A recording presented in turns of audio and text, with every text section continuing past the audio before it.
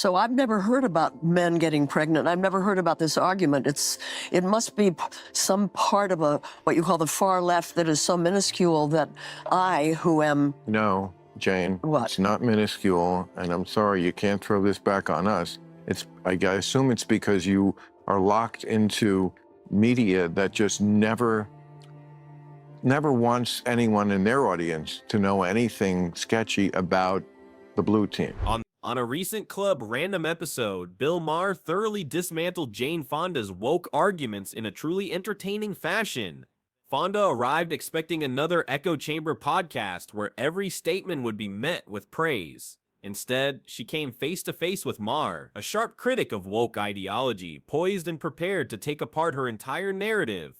There is a lot to analyze here. Jane Fonda is so entrenched in the Hollywood bubble, she seems to have forgotten what the real world is like. She has been in a world of camera flashes, studio audiences, and self-praising activists for so long, she has begun to confuse the movie set with reality. In her universe, slogans stand in for logic, and moral posturing is a substitute for wisdom. But Maher wasn't having it. He was ready to use a sharp pin of truth to burst her inflated Hollywood delusion and pull Fonda back to the real world where people live, work, and face actual consequences. Was it about a garage door? Absolutely. I'm sorry. Yeah, that is... No, you know this about California. Come on. No, I don't. Well, I'm sorry, I don't. You've never heard that California is overtaxed and overregulated? That we are a one-party state where there's sort of no checks on that sort of extreme leftism. And that, what do you think? I don't for a minute consider California a state that is extreme leftist. Not at all, not any way. Well, that shows where your politics are. The tension in the room is palpable as the two prepare to clash. It's the charged silence before a verbal sparring match begins. What's truly ironic, however, is that in one moment, Jane Fonda accuses Maher of saying the far left is becoming unhinged, and in the next, she concedes that it's a classic move. This double standard is a hallmark of the far left. Deny, deflect, and then inadvertently confirm your opponent's point. It's like witnessing a live display of political hypocrisy at its most refined. Maher sees it, the viewers see it, and Fonda is about to learn it firsthand. They became the birthers, they became the Tea Party. There's about a third of this country that's very hard right. Of course they love Trump. When he left office, he had an approval rating of 34%. So he really only had those people. Why is he now like tied? Because the other part of the coalition are people who, they don't really like him that much. They just think the far left has gone so nutty on so many issues. That's what they're being told. That's what they... By people like you. Because it's true. You think the far left does nothing crazy? Oh, I'm sure they do. Woke is more than a personality or a viewpoint. It's a comprehensive ideology that permeates everything: culture, politics, media, and even permissible speech. This ideology openly challenges common sense, reshapes science to serve activism, and alters history to suit a convenient narrative. Facts are treated as optional, logic is deemed offensive, and emotions are elevated to the status of truth. Therein lies the central issue. It has ceased to be about equality and is now about achieving control through moral pressure. I just wish Maher had emphasized this point more forcefully. He alluded to it, certainly, but hesitated to fully commit. Perhaps he's being careful not to push away his liberal viewers. Still, it needs to be said directly, woke culture is not progress. It is the gradual decay of reason. Who is the far left? What do you mean when you say far left? I mean, I could give you a million examples. Yeah, well, give me one. Okay, the NAACP. You think the NAACP is far left? Could I finish my sentence? Yes. You asked me for an example. Yeah. Travel advisory, you know, that's like the State Department does to go to, I'm sure when you went to Vietnam, they were advising you not to. There's a war on it. I didn't talk to them. I don't have no... I know, but you know a travel advisory. Yeah. Today we have them for very dangerous countries. You Yeah. know, don't go to North Korea, don't go to Iran. Yeah. You know where they issued a travel advisory for black people not to go? Yeah. Florida. Every day there's stories like that, that just makes people roll their eyes and go, are you people nuts? Even if they don't matter that much, I don't think one person listened to this and thought, I can't go to Florida. but they just suggest something to the average person, which I completely understand, which is, wow, do you people ever find anything that's ridiculous?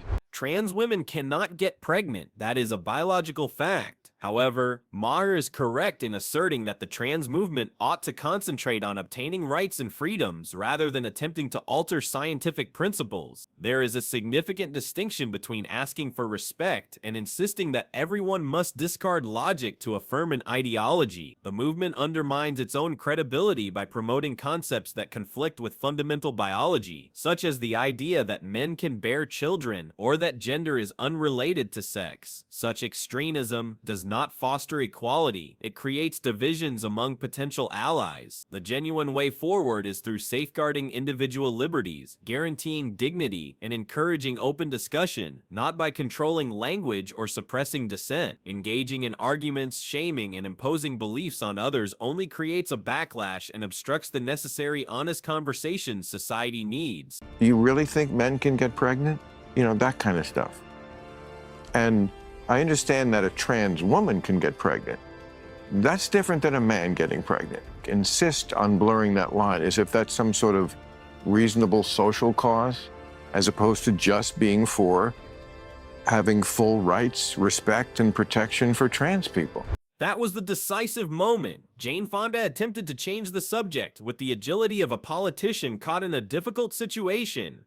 One moment, she's defending the far left. The next, she claims to have no knowledge of the argument that men can get pregnant. Seriously, this idea has been featured on countless woke talk shows, university campuses, and social media platforms for years. You can't simply act as if it's not a real talking point. Then, seeing she had cornered herself, she attempted to escape by asserting that the woke left is just a small segment of the Democratic Party. Maher didn't believe it. With a single sharp response, he shattered her illusion, reminding her this is no longer a fringe idea, but a mainstream part of modern left-wing discourse. This exchange revealed everything: the denial, the spin, and the desperate effort to alter reality on a live broadcast. So I've never heard about men getting pregnant. I've never heard about this argument. It must be some part of what you call the far left that is so minuscule that I, who am... No, Jane, What? It's not minuscule, and I'm sorry, you can't throw this back on us. I assume it's because you are locked into media that just never wants anyone in their audience to know anything sketchy about the blue team. And so the discussion wound down, with Jane Fonda essentially admitting defeat. Trapped and clearly uneasy, she quipped that she should have watched more Fox News. That single comment was incredibly revealing. It wasn't just a casual remark, it was an unintentional admission of her long-standing existence within an echo chamber. Her Hollywood bubble had insulated her from the raw debates occurring in the real world, across mainstream media, social networks, and at ordinary family dinners. While she enjoyed the adulation of her elite peers, the world outside moved on. Maher just opened the curtain, giving her a sudden look at how disconnected her world had become. Sometimes the truth doesn't have to be loud, it just has to burst the bubble. Well, And that's... I mean, I don't know. I read two papers, and maybe I don't.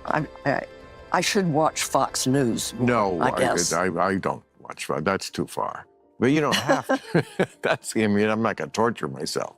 That's the issue with woke culture. It's driven by impulse rather than careful thought. The most vocal proponents seldom consider the long-term effects of their demands and actions. They follow the latest trend until it shifts, and then the same individuals who were championing slogans act as though they never did. Consider the defund the police movement. A few years back, activists, many from the black community, were promoting it passionately on every corner, framing it as the highest moral ground. Now reality has set in. Crime increased, neighborhoods grew more dangerous, and those very communities are now understanding more than anyone the critical role of law enforcement. It serves as a stark lesson that pursuing trendy virtue signals without thinking of the outcomes often harms the people they intended to help. That certainly has been the history of this country, was police who were all too willing to shoot black people. So defund the police, though, was not a good idea. And you know who mostly didn't think it was a good idea was black people, because they want police in their neighborhoods, probably more than we need them in ours. Maher is spot on. The woke left now stands as the most vocal and influential wing of the Democratic Party, controlling the entire dialogue. They set the tone, the vocabulary, and the acceptable topics for discussion. Meanwhile, the mainstream left, the supposed moderates, appear unable to offer any resistance. Most remain quiet, fearing accusations of bigotry or betrayal. The handful of brave public figures who have challenged this ideological conformity have faced severe repercussions, from coordinated smear campaigns and career ruin to, in some instances, death threats. This is no longer about constructive debate or progressive values. It's about adherence to a constantly changing moral code. Maher's observation is piercing. If the left fails to restore its balance, the woke fringe will lead it toward political oblivion. But the Republicans tried to catch the Democrats with this, and they put this on, they brought it up in Congress. Yeah. And all the Democrats voted against it. The Democratic politicians were not for defunding the police. It's that radical fringe that has captured a lot of the media, academia, some of these cultural institutions that are not liberal anymore by my old school liberalism. The ACLU was all about free speech. They don't really believe in it anymore. They believe, in one of their chief people who is trans said, I will die on this hill of banning this book. I must object. I don't believe this division appeared organically. I believe the far left prefers it this way. The woke left benefits from outrage and polarization as it grants them power. They do not engage in debate. They issue decrees. The instant you question their narrative or decline to repeat their slogans, you are labeled a villain, ostracized, shamed, or bullied into silence. This is no longer about inclusion or progress. It's about maintaining ideological conformity. We have witnessed numerous individuals lose their jobs, reputations, and friendships for simply expressing a dissenting view. That is not tolerance. It's authoritarianism disguised as virtue. Until the left can genuinely accept different viewpoints and participate in sincere dialogue instead of public shamings, unity will just be an empty word. You cannot construct bridges when one party is committed to burning them. Top story. Most voters say U.S. can't repair severe divisions. And they went into the fact that 5 years ago, even during the pandemic and during the George Floyd protests, even then, people thought, well, we are going to get through this. And now they seem to be on the page of, it's not going to happen.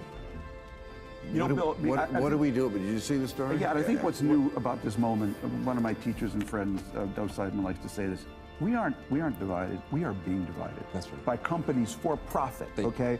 And we have our divisions, we always have. For a change, I'm in full agreement with Van Jones on this. We are in dire need of a shared universe within our social media, a place where different views are not suppressed, but are encouraged to interact. At present, algorithms function as digital nannies, providing us only with content that reinforces our current views and protects us from anything that might challenge them. This isn't enlightenment, it's intellectual confinement. To ever bring back authentic dialogue in this nation, we must be exposed to arguments that test us, annoy us, and even make us uneasy. The left needs to see what the right is discussing, and the right needs to hear the left's perspective, not through brief clips or inflammatory snippets, but through substantial conversations. Only then can we learn to engage with reality instead of steeping in a curated fantasy. As long as social platforms keep us confined in ideological silos, we will continue to confuse comfort with truth, which is a perilous state of affairs. At some point,